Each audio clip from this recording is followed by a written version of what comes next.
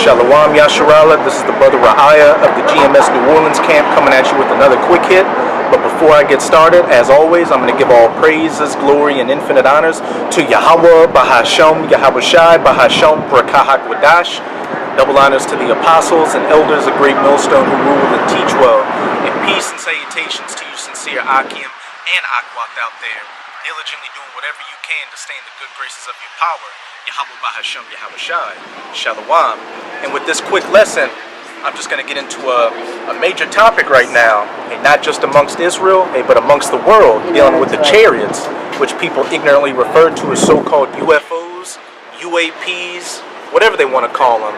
Because over these last couple of years, as we get closer to the end, you're seeing such an uptick in chariot sightings all across the planet, and people recording them, that these different heathen governments, chiefly of the Edomites, are having to come out and admit to their existence.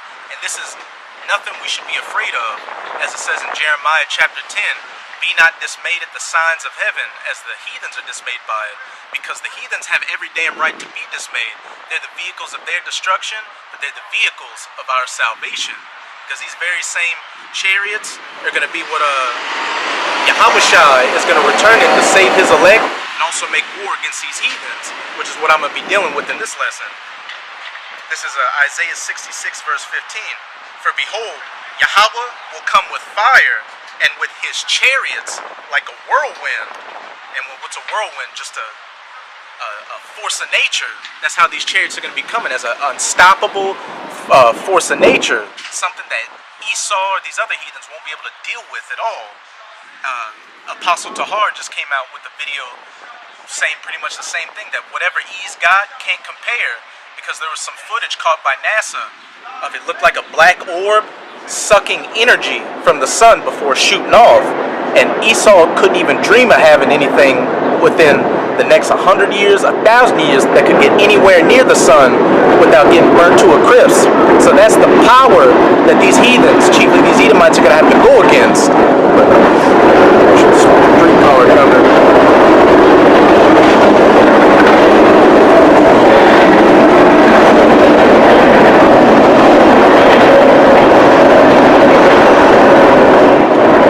Isaiah 66 verse 15 again. For behold, Yahweh will come with fire, and with his chariots like a whirlwind, to render his anger with fury, and his rebuke with flames of fire. So as it says, these chariots are coming as to render his anger with fury. These are going to be the vehicles of destruction for you heathens. As it says in 2 Ezra chapter 13, one realm shall fight against another. These chariots are coming from the heavenly realm to the realm of man to make war against you heathens and take away your rulership and put you down. And at the head of that charge is going to be the Son of the Most High, Yahweh Shai, along with Michael the Archangel and that fleet of chariots that they're going to be returning with. But now I'm going to go to Revelation chapter 1. I'm going to start at verse 1 and jump down to verse 7. The revelation or the revealing of Yahweh Shai Hamashiach.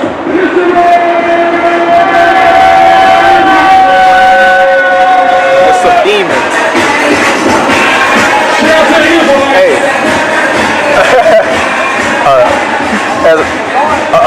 A party bus just passed by with some rainbow flags on it, and the driver said, shout out to the Israelites. Hey, everybody knows this truth out here, and everybody's about to know what those so-called UFOs truly are soon enough. And what month are we in? We're in PRIDE month, and that's one of the major reasons that Yahweh Bahasham, Yahweh Shai is returning with those chariots to bring his anger and fury on these people for their iniquity.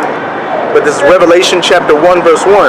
The revelation or revealing of Yahweh Shai Hamashiach, which the Most High gave unto him, to shew unto his servants things which must shortly come to pass. And he sent and signified it by his angel and unto his servant John the Revelator. Verse 7. Behold, he cometh with clouds. And when you go to Psalms 104, it says that the clouds are synonymous with the chariots. So, behold, he cometh with clouds. Yahweh Shai in the heavenly host, and every eye shall see him. What did Esdras say in 2 Esdras chapter 13? That he saw the massive fathership chariot that Yahweh Shai is returning in like a mountain, and he couldn't see the end of it. Hey, like they say, the revolution will not be televised.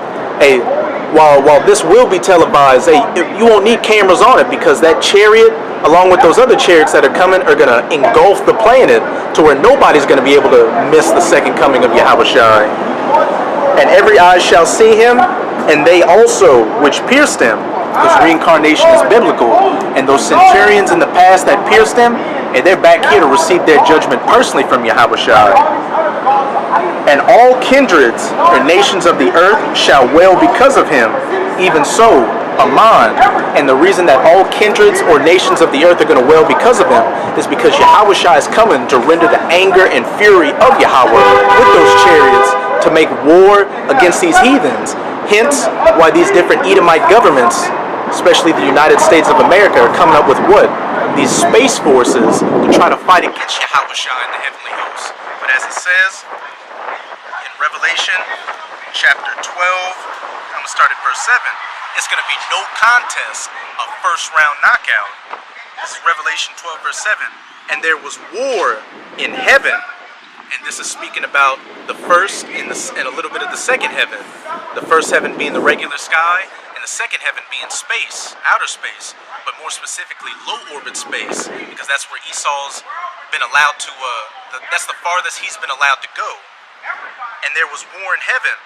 Michael and his angels, the archangel Michael returning with Yahweh Shai and those fleet of chariots, fought against the dragon, and the dragon fought and his angels, that dragon being Esau Edom's power structure, that last leg of the fourth beast in Daniel chapter 2, the reincarnated Roman Empire, the NATO-EU alliance that the US is a part of, that has these different space forces, that's a part of his angels, along with his fighter jets and whatever other military assets he's going to try to fight against the heavenly host with. Verse 8, and prevailed not, neither was their place found any more in heaven. And the great dragon was cast out, that old serpent called the devil and Satan, speaking of these Edomites, which deceiveth the whole world. He was cast out into the earth, and his angels were cast out with him. That first round knockout, they won't be able to do anything against Yahweh Shai in the heavenly host. But I'm going to close it out in Revelation chapter 19, just to further hammer in that point, that Yahweh Shai is returning to take away the crowns of you heathens, beginning with you Edomites, and just completely run roughshod with you, and you stand no chance. This is Revelation chapter 19, verse 11. And I saw heaven open, and behold, a white horse, and horses in the scriptures are symbolic for power, so that great power Yahweh Shai is returning with that chariot.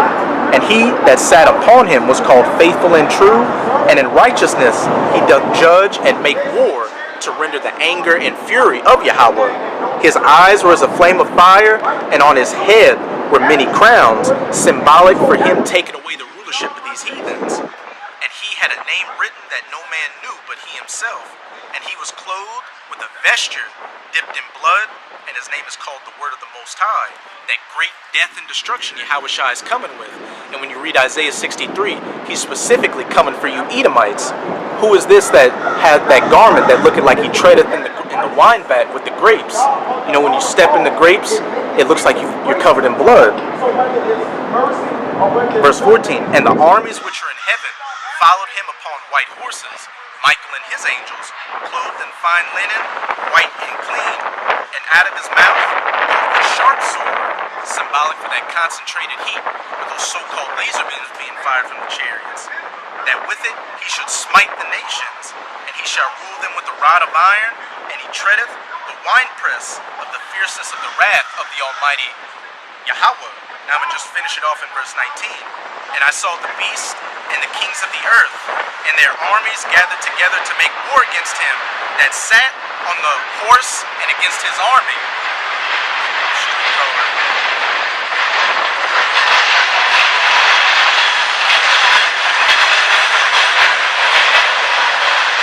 So as it said, and I saw the beast and the kings of the earth, and their armies gathered together to make war against him that sat on the horse and against his army. And the beast was taken, and with him the false prophet that wrought miracles before him, with which he deceived them that had received the charagma, and them that worshipped his image.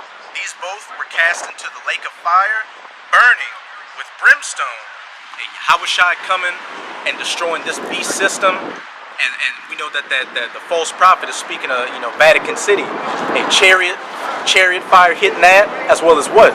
Those nuclear missiles being shot to the ends of the earth, turning the United States of America into the lake of fire and hitting everywhere you Edomites dwell and causing great destruction. And Vatican City is going to be wiped off the face of the earth as well.